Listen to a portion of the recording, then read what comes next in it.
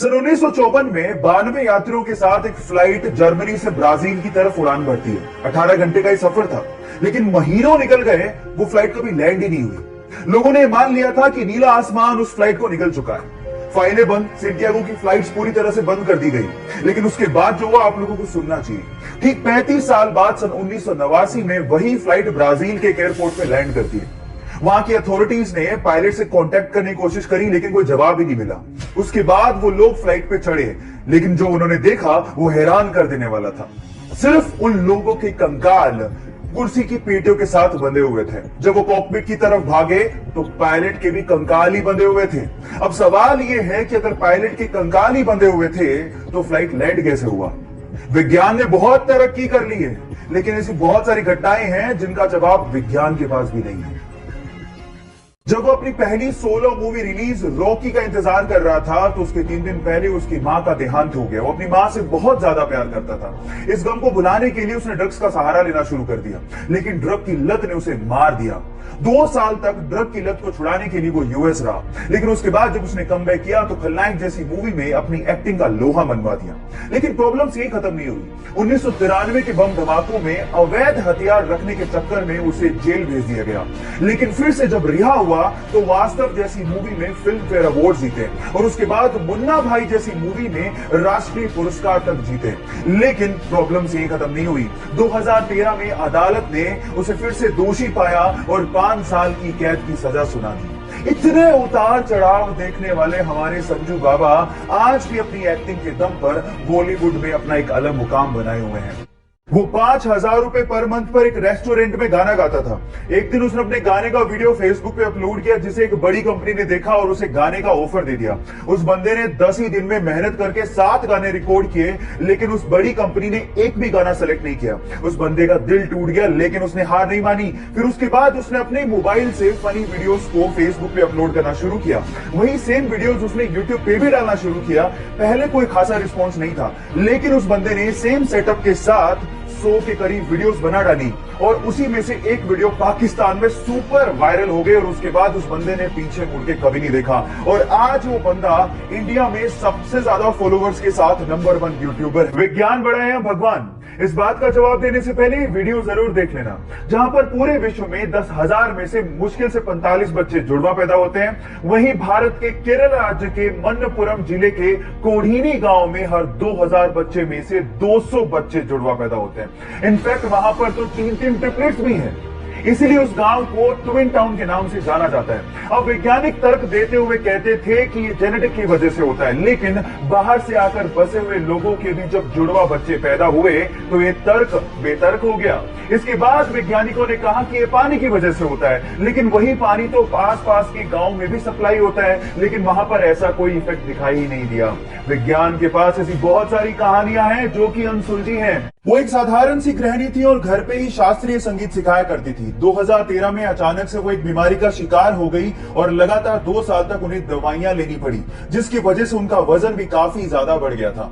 लेकिन वो लाइफ में कुछ करना चाहती थी, इसके लिए ही घर के पास उन्होंने एक जिम को ज्वाइन किया और 7 ही महीने में उन्होंने अपना 24 किलो वजन कम किया और वो एक ट्रेनर भी बन गई।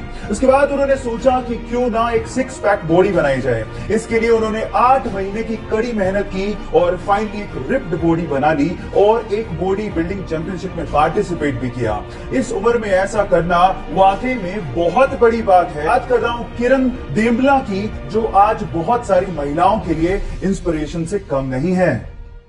जहां एक और हम इंसानों की लालच की वजह से बहुत सारी पशु और पक्षियों की प्रजातियां इस धरती पर लुप्त होने की कगार पर है, वहीं कर्नाटका के मैसूर में एक व्यक्ति ऐसा है जो अपनी कोशिशों की वजह से पक्षियों की लुप्त होती प्रजातियों को बचाने की एक बहुत बड़ी कोशिश कर रहा है। उसने 1 एकड़ में फैला एक पक्षीशाला बनाया है, जहां पर 468 से ज्यादा प्रजातियों के 2000 पक्षियों की रखरखाव, उनकी देखभाल, उनका इलाज और उन्हें फीड किया जाता है।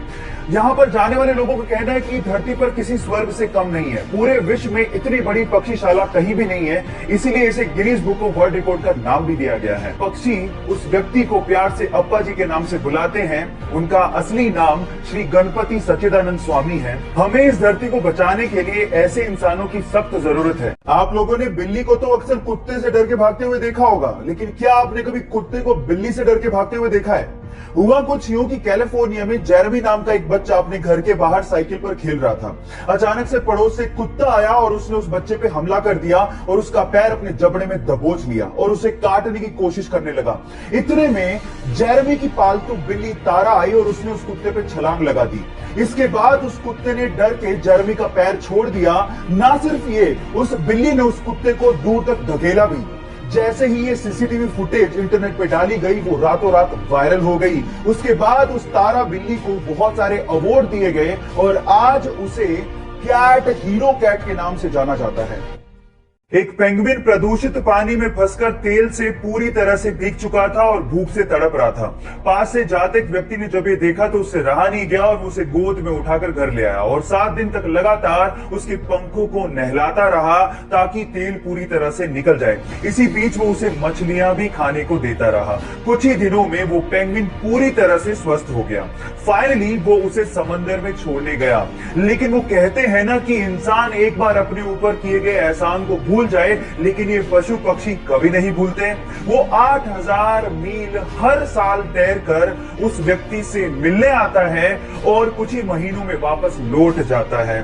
किसी फिल्म को ऑस्कर मिलना एक बहुत बड़ी बात है, लेकिन ज्यादातर एक इंग्लिश मूवी या फिर यूं कहें कि एक हॉलीवुड मूवी को ही ऑस्कर अवार्ड दिया जाता रहा है। लेकिन ऑस्कर 2020 में रिकॉर्ड टूट गया, क्योंकि इस बार बेस्ट फीचर फिल्म का अवार्ड एक नॉन इंग्लिश मूवी को दिया गया। ये एक कोरियाई मूवी है जिसका नाम है parasites. And the Oscar goes to Parasite. इसकी स्टोरी का अंदाजा आप इसके नाम से थोड़ा बहुत लगा सकते हैं।